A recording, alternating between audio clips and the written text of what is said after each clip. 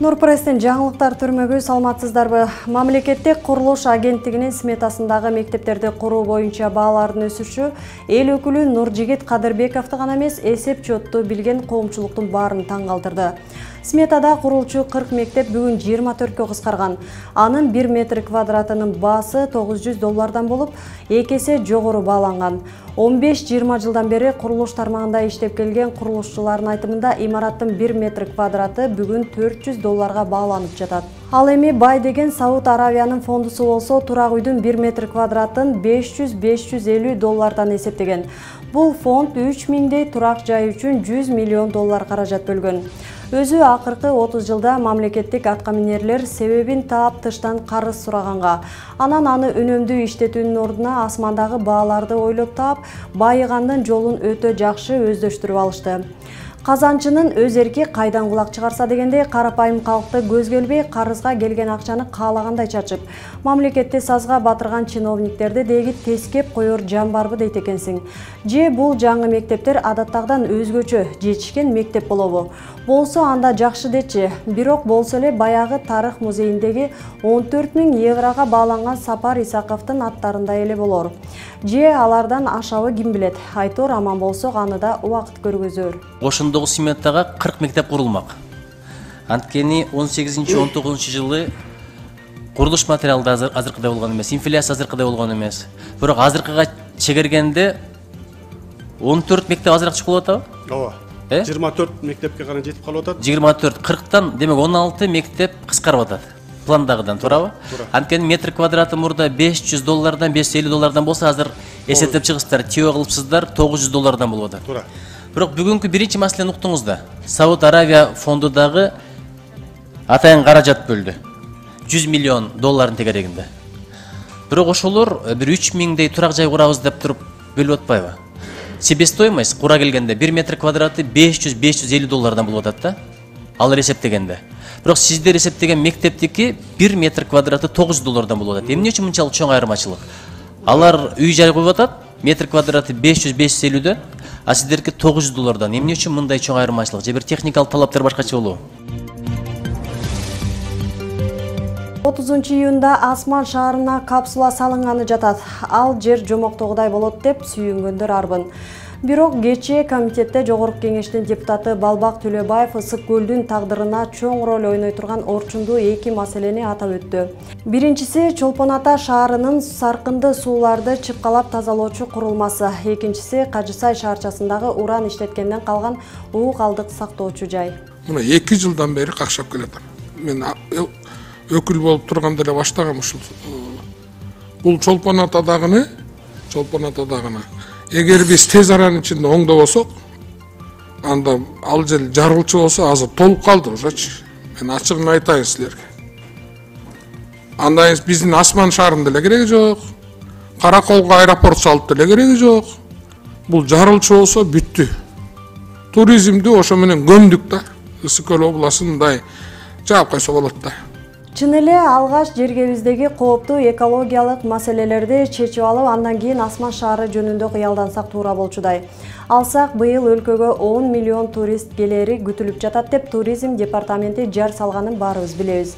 Айрыкча жай мезгилинде эс алуучулардын 60%дан көбү көлгө барышат. Ал эми көлүбүздө мындай экологиялык курч көйгөй бар экенин алар кайдан билсин?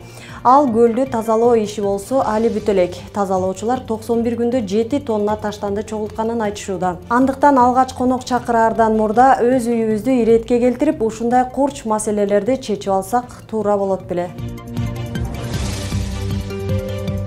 Бишкекте таза суу боюнча көйгөй чечилбей келет. Кечээ эле Жал Кичи районунун жашоочулары суунун жетишсиздигин айтып нааразы болушту. Негизи суу маселеси барган сайын курчуп барат. Учурда жер шаарынын 2 миллиардтай тургуну ичүүчү сууга жетпей келсе, 2040 жылдары бул сан 2 эсе өсөт. Башкача айтканда таза суу 4 миллиард элдин көйгөйүнө айланат. Бул боюнча Улуттук илимдер академиясынын суу проблемалары жана гидроэнергетика институтунун директору, география илимдеринин доктору Докторбек Чонтоев айтты. Ал белгилегендей, тарыхта буга чейин кагылыштар жер, кен байлыктар үчүн чыгып келсе, алдыда суу үчүн жаралышы мүмкүн. Ошондуктан экологияга болгон мамилени кескин өзгөртүү керек. Кыргызстан суунун башы мындай маселе бизде жаралбайт деген бул жаңылыштык. Анткени 1990-жылдары эле Борбордук Азияны түзгөн 5 мамлекетте 24 миллион калк жашаса, учурда 75 миллиондон ашты. Мунун эсебинен суу колдонуудагы 5-6 эсеге жогорулады. Андыктан эртеби кечпей таза суу маселеси биз үчүн да көйгөйгө айланышы ыктымал. Учурда өлкөдө жылына 51 миллиард куб метр суу болсо, анын 12 миллиардын гана өзүбүз колдонуп, 39 миллиард куб метри кошуна мамлекеттер колдонот. Бизден сууну Өзбекстан, Кытай, Казакстан жана Тажикстан алат. Буга алар эч кандай каражат төлөбөйт. Себеби эл аралык келишимдерде суу табигый ресурс деп жазылып калгандыктан Кыргызстан товар катары баалай албайт экен. Андыктан Кыргызстан үчүн алдыңкы жылдарга сууну туура иштетүү стратегиясын кабыл алуу зарылдыгы бар.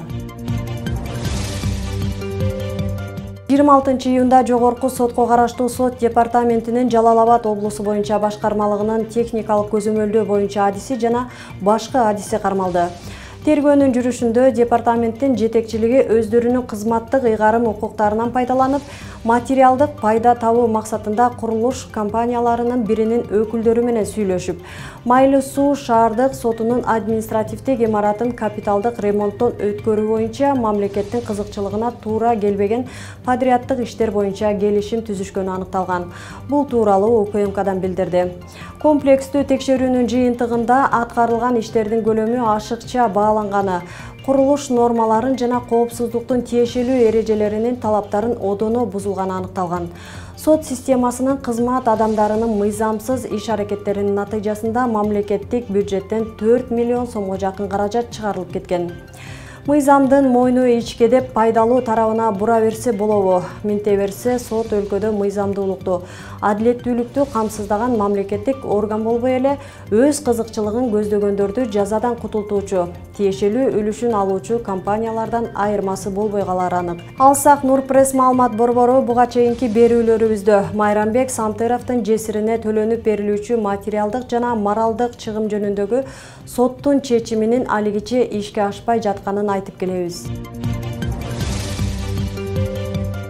Hyundai Elevator компаниясынын Кыргызстанда иштеп жатканына 10 жылдын жүзү болду. Бүгүнкү күндө Hyundai Elevators ЖЧКсы, Hyundai Elevator компаниясы Hyundai жабдыктарын жеткирүү, орнотуу жана эксплуатациялоо боюнча бардык маселелерди профессионалдуу чечип келе жатат. Андан тышкары Россиянын рыногуна лифттерди, эскалаторлорду, травалаторлорду эң ири, ошол эле учурда эң абройлуу импорттоочулардын жана жеткирүүчүлөрдүн бири. Бул убакыттын ичинде компания Кыргызстандын аймагына 500дөн ашык лифт жана 100дөн ашык эскалатор, травалаторлорду орнотуп, жакшы ийгиликтерге жетишүүдө. Компаниянын сапатынын маанилүү көрсөткүчү жеткирүү, монтаждоо жана ишке киргизүү, ошондой эле тейлөөнү тез жана натыйжалуу уюштуруу болуп саналат. Лифттерди, эскалаторлорду жана травалаторлорду тейлөө боюнча өнүккөн авариялык кызматы бар.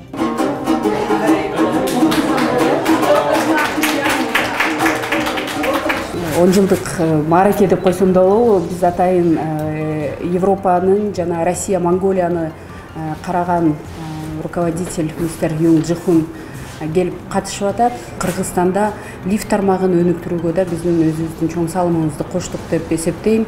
Бүгүнкү күндө 50дөн ашык ушул тармакта Кыргызстандагы эң алдыңкы специалисттерди үйрөтүп, окутуп, Кыргызстандын ар бир регионунда азыр лифттерди коюп, орнотуп, андан тышкары ошол лифттерди карап келаткан специалисттер Көлдөн баштап Баткенге чейин специалисттерди биз окуттук. Нурпресс маалымат борборунун жалпы жамааты мусулмандарды эртеңки Курман айт майрамы менен куттуктайт. Айтыңыздар маарек болсун.